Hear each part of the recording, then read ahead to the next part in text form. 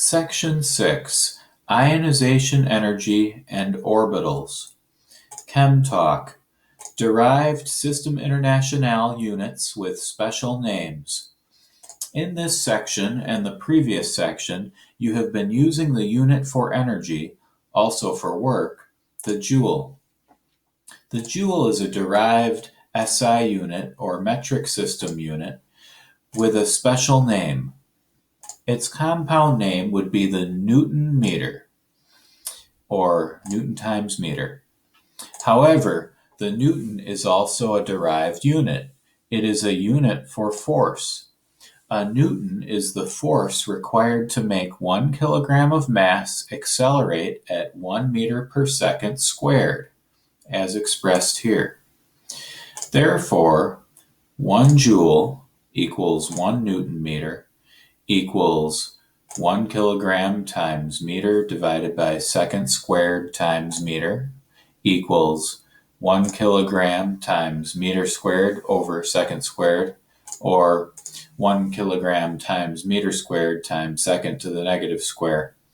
When doing calculations involving energy units, it is important to know that all of the above are the same unit. A periodic table revealed. Ions and ionization energy. In the table in the Investigate section, the amount of energy required to remove an electron from an atom was called ionization energy. Atoms are neutral. That is, the number of electrons is equal to the number of protons. However, atoms can gain or lose electrons. Atoms that have lost or gained electrons are called ions, and thus the energy used to remove the electrons is known as the ionization energy. A sodium ion is formed when a sodium atom loses an electron, as expressed here. The energy required to remove a single electron from the highest occupied energy level is called first ionization energy. The energy needed to remove a second electron from the same atom after the first one has already been removed is called the second ionization energy. For another example, look at the removal of 2 electrons from a calcium atom. This equation represents the first ionization energy. This equation represents the second ionization energy. The second electron to be removed from the nucleus is more tightly bound. This is because of a greater electrostatic attraction to the positively charged nucleus. Therefore, it takes more energy to remove this electron. The second ionization energy is always higher than the first. Here's the expression of the first ionization energy, and here's the expression of the second.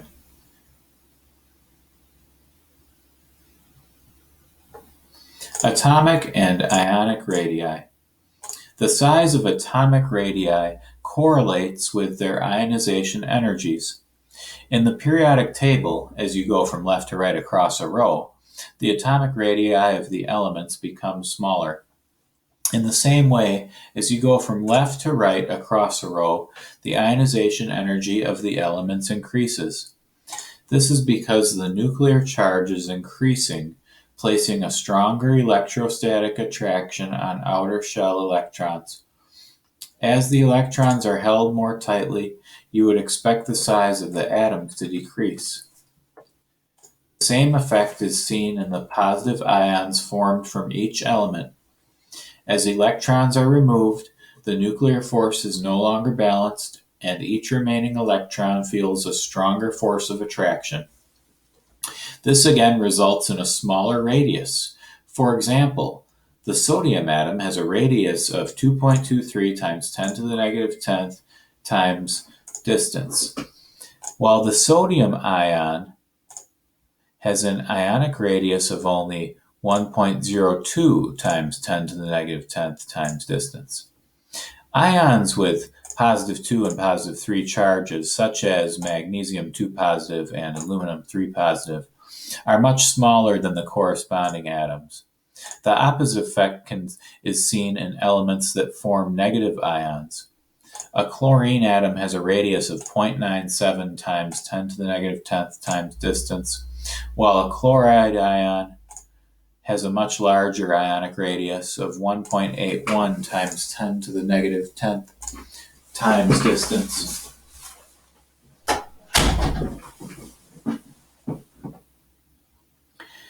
This is a result of the ion having a greater number of electrons than protons and, therefore, a corresponding smaller force of attraction on each electron. The effect is again more evident in multivalent anions, such as O2 negative and N3 negative, oxygen, nitrogen. As shells of electrons are added, both the atomic and the ionic radii of the elements and their ions increase. For example, the atomic radius of potassium is 24% larger than sodium at 2.77 times 10 to the negative 10th meters.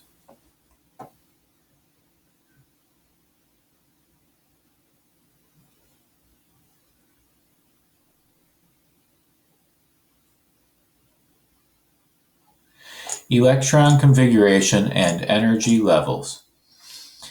As you discovered, the Bohr model was not able to account for the spectrum of an element containing more than one electron. In the new model you investigated, the energy levels are broken down into sublevels. This arrangement of the electrons in each sublevel is called the electron assignment or electron configuration of the element. When these sublevels are filled, the atom exhibits a higher degree of stability. The sublevels are designated by the four letters S, P, D, and F. The letters come from the words that early scientists used to describe some of the observed features in the line spectra. The sublevels are governed by the following rules. 1. The first energy level, corresponding to E1 in section 5, has only one type of orbital labeled 1s, 1 subscript s, where I identifies the energy level and S identifies the orbital. 2. The second energy level, corresponding to E2 in section 5, has two types of orbitals, an s orbital and p orbitals, which are labeled the 2s and 2p orbitals.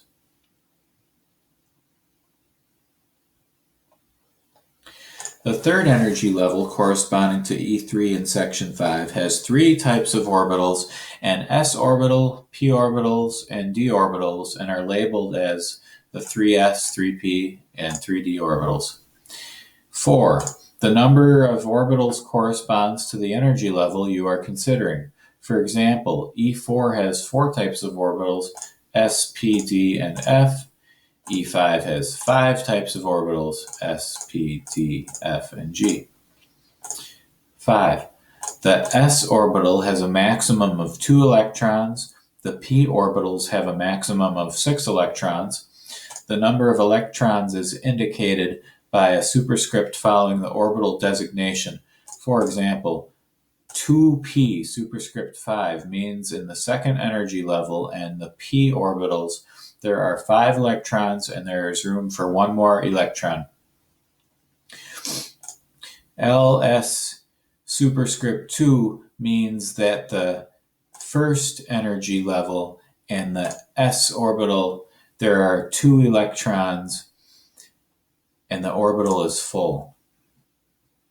Electron configuration is determined as follows. Electrons are placed into the lowest energy levels first and built up from there. For example, a neutral carbon atom has 6 electrons. The first electron is placed in the first energy level and the s orbital. The second electron is placed in the first energy level and the s orbital. You can represent these 2 electrons as the orbital is now filled. There are no more orbitals in the level. The next 2 electrons are placed in the second energy level, and the s orbital, you can signify these 2 electrons as 2s superscript 2. The second energy level also has the p orbitals.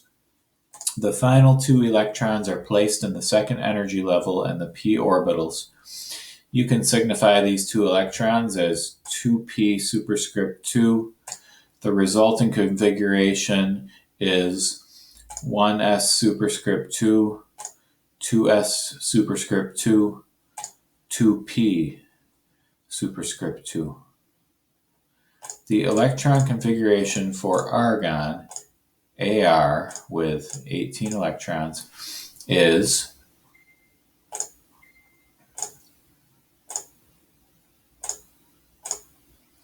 to be sure that all 18 electrons are accounted for, add the superscript numbers to see that they do add up to 18. So there's the 18 electrons of argon, and then you're adding these superscript numbers, meaning the smallest numbers, on top, and verifying that they do equal 18. The electron configuration for arsenic, As with 33 electrons, is 1s superscript 2, 2s superscript 2, 2p superscript 6, 3s superscript 2, 3p superscript 6, 4s superscript 2, 3d superscript 10, 4p superscript 3, or a shorthand designation as AR 4s2, 3d10, 4p3. The AR simply implies the electron configuration is the same as argon up to the point just before 4s superscript 2. Example: what is the element with an electron configuration? Okay, they're asking about this. You can find the number of electrons by adding the electrons in each orbital. 2 in the 1s orbital, 2 in the 2s orbital, 6 in the 2p, and so on. Okay, they're talking about adding the superscripts again. They're adding all of those superscript numbers again. 2 plus 2 plus 6 plus 2 plus 6 plus 1 equals 19. This element has 19 electrons. Referring to the periodic table, you find that potassium has 19 electrons and is the element with that electronic configuration. Stability is an important feature for all matter. Remember the excited electron of the hydrogen atom? If the electron were in energy level 3, it would drop down to energy level 2 and give off a specific wavelength of light. Alternatively, the electron in energy level 3 could drop down to energy level 1 and give off a different specific wavelength of light. The word excited is used to describe an electron that has absorbed enough energy to move to a higher energy level before it falls back down to its original state. The electron in the excited state was unstable and lost energy by giving off light in order to get a more stable form. Particles arranged in an unstable way will move to a more stable arrangement. The most stable arrangement is called the ground state, and this is where electrons occupy the lowest orbitals possible. Electrons, where are they really? The atomic orbitals designated as s, p, d, and f are regions in space. Each has its own shape. They are mathematical descriptions of a probability of locating an electron at any given time. The quantum mechanical model of modern physics concentrates on the electron's wave-like properties. This is not easily understood in terms of your everyday experiences.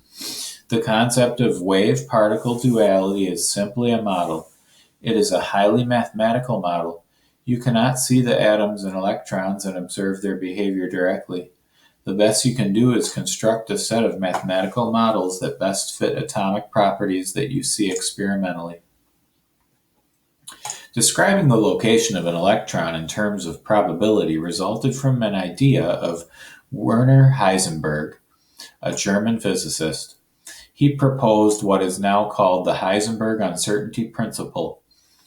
It basically says that it is impossible to precisely determine the exact position and momentum of an electron at the same time. This is why scientists speak of orbitals instead of orbits, like in Bohr's model. They refer to average distance from the nucleus, not actual distance. If you know the position of an electron with a high degree of certainty, then you can't know its momentum. This principle is stated mathematically as where delta x is the uncertainty in the electron's position and delta p is the uncertainty in the momentum and h is Planck's constant. Here's another way to look at the concept. In order to see an electron, it is necessary to shine light, a photon with a certain energy, on it. This energy will be passed on to the electron, increasing its energy and its momentum. So the very process of looking at an electron causes it to be somewhere else. The periodic table. In previous sections, you tried to organize elements by their properties and then by their atomic number. When elements are arranged according to their atomic numbers, a pattern emerges in which similar properties occur regularly. This is the periodic law. The arrangement of the elements into a table that reflects the periodic law is called the periodic table. The horizontal rows of elements in the periodic table are called periods. The set of elements in the same vertical column in the periodic table is called a chemical group. As you discovered, elements in a group share similar physical and chemical properties. They also form similar kinds of compounds when they combine with other elements. This behavior is due to the fact that elements in one chemical group have the same number of electrons in their outer energy levels and tend to form ions by gaining or losing the same number of electrons.